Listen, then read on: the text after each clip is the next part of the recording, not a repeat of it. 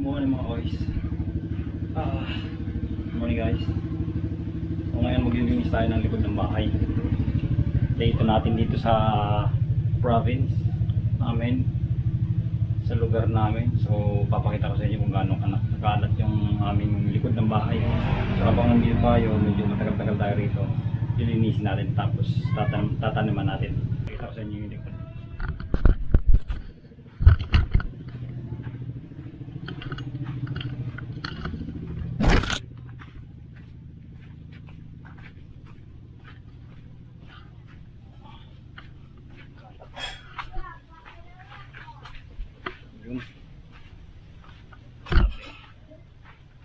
Grabe yung kalat.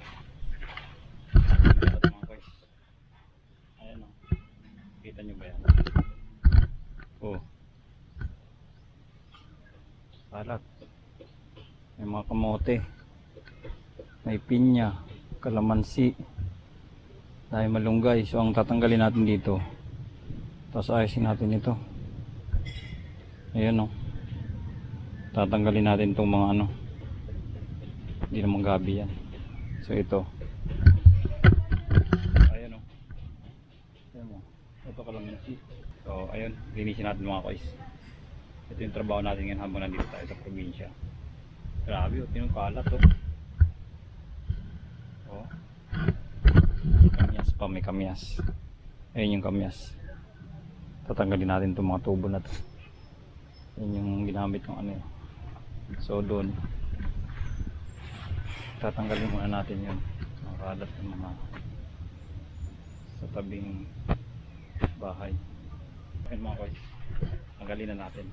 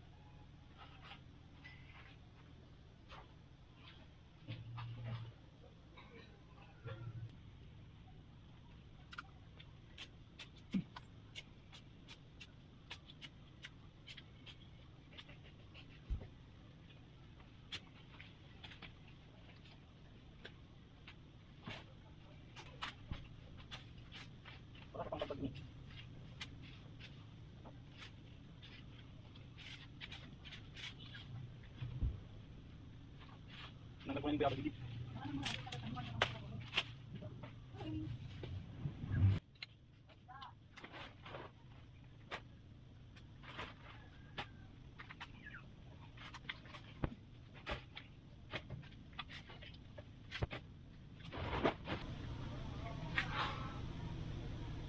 Dahil pang lilinisin guys. Ayun ano.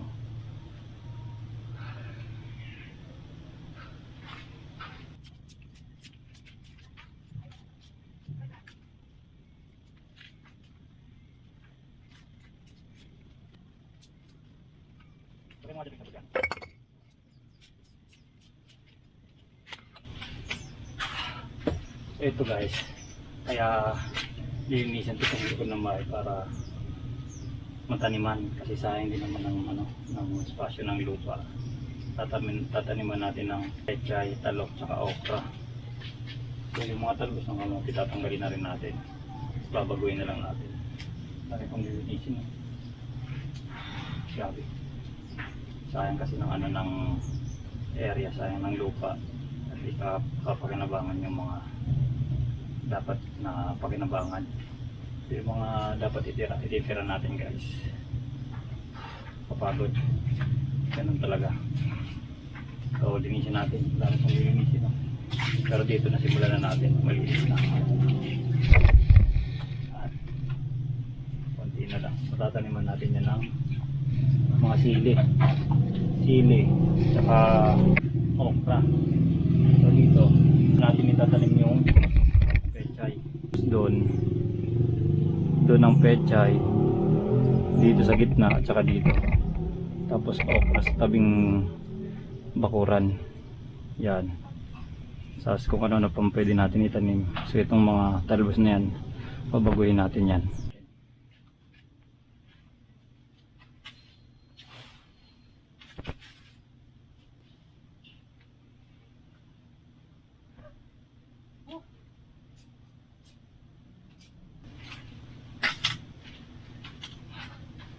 Hindi na nalinisan to nila mama kasi busy sila. Para sila may binabantay ang tindahan ni Papa. So ako na lang. Total matagal naman ako rito. Tingnan tayo.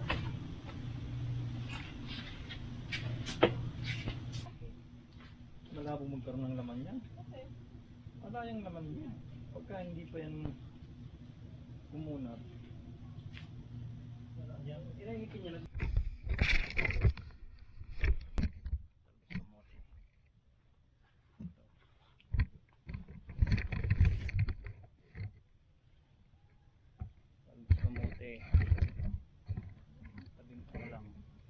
Magkano na to ang presyo nito pag ano busin na natin yung talbos ng kamote para mapakinabangan na sa inyo yan. Meron pa, ang dami pa.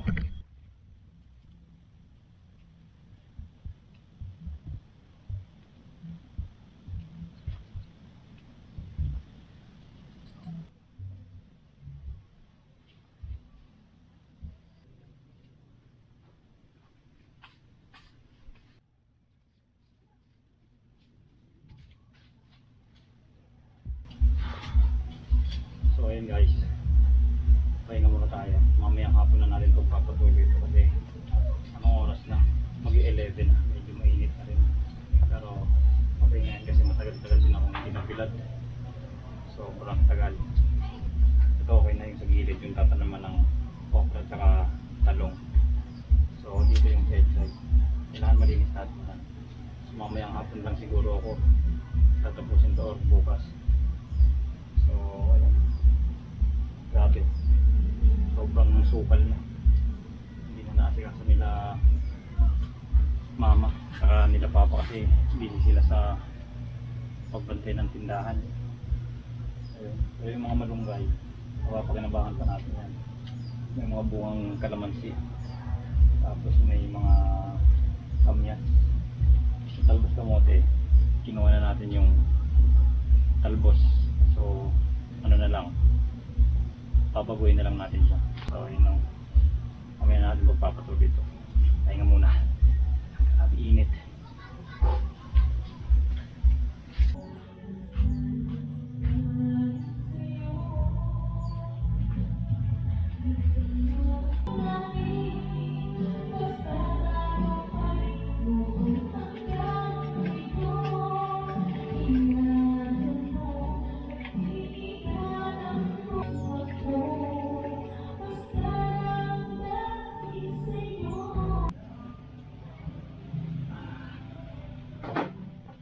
Pahinga muna, manaling tapat. Pahinga muna tayo guys, maya bahan ulit tayo. A few moments later.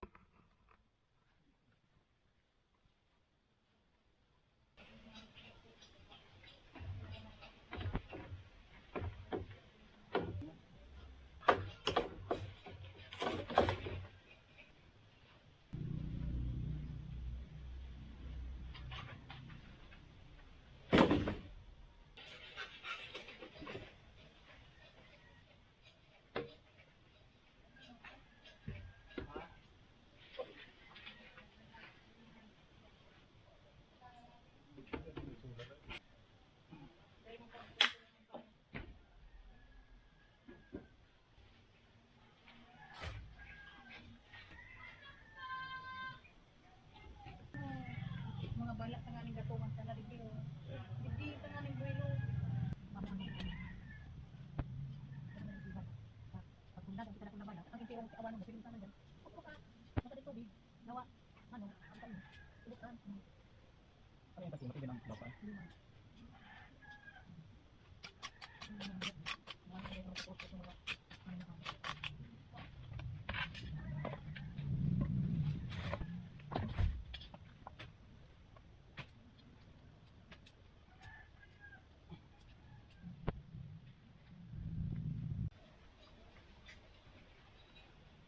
Ang laing.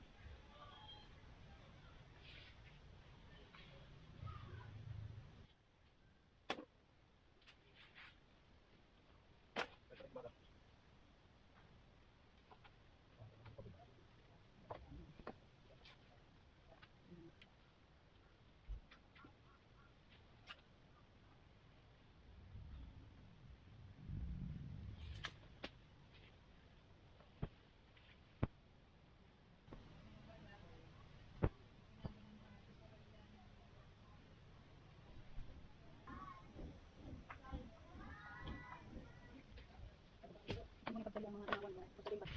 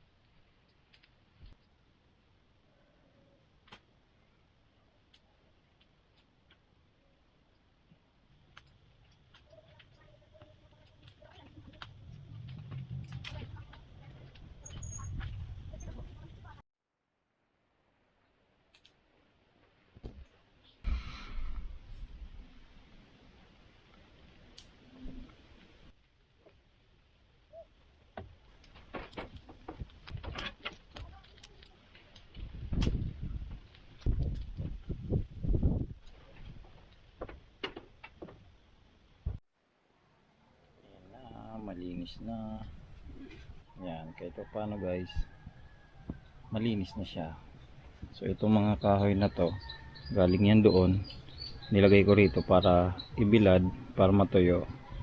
Yan, malinis na, hindi kagaya ng dati na sobrang sukal. Yun, talong, talong, talong, talong, tsaka talong. Yan, tinanim ko na rin yung gabi. Ito yung okra, doon yung pechay. So may napatubo na tayong pechay ayun sa likod ng malunggay. Tatanim natin yan dyan. Ito ayusin ko pa to. Yung likod hindi ko muna masyadong nilinis kasi yan napatayo pa bago lusawin. Tapos yun din pinapatuyo yung mga dahon din kasi mahirap sunugin yun pagka hindi siya tuyo, hindi siya kagaya ng ibang mga damo.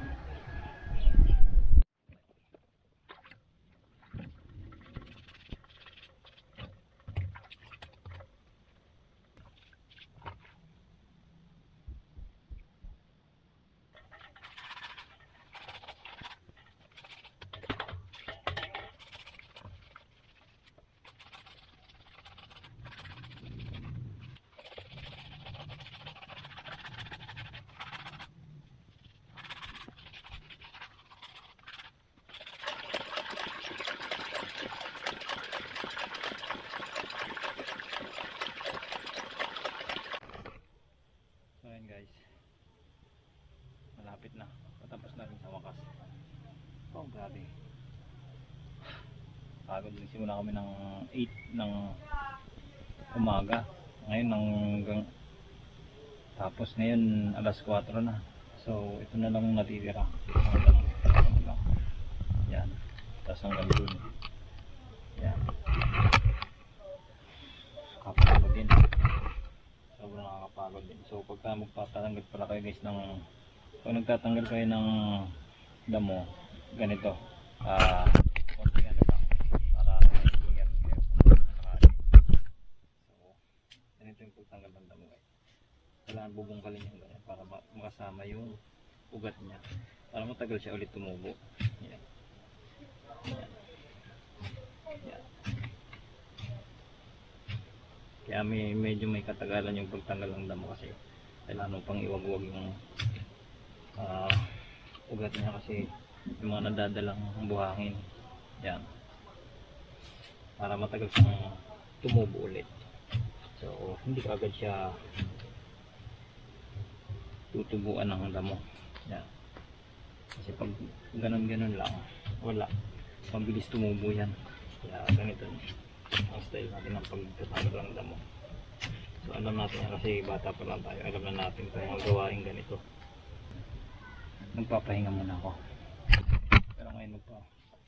Pero ngayon ngayong oras alas 4 na, magpapahinga muna ako. Pagod na rin. Sobrang pagod na rin talaga. Ang dumi ng kamay ko. Bukas ko na ito tatapusin. Umaga ulit. Tapos yung nasa may dulo. Yung nasa may dulo na yun. Yan. Tatapusin na namin. Trabaho ito ng mga taga-probinsya talaga. Yung ganito. Paglilinis ng mga damo. So, ganito yung kinalakihan namin. Sayang din kasi ng lupa. Sayang din ng lupa. Walang tanim, puro damo. So, para mapakinabangan natin, magtatanim tayo. Kaya nililinis natin. So, yun lang guys. Thank you for watching.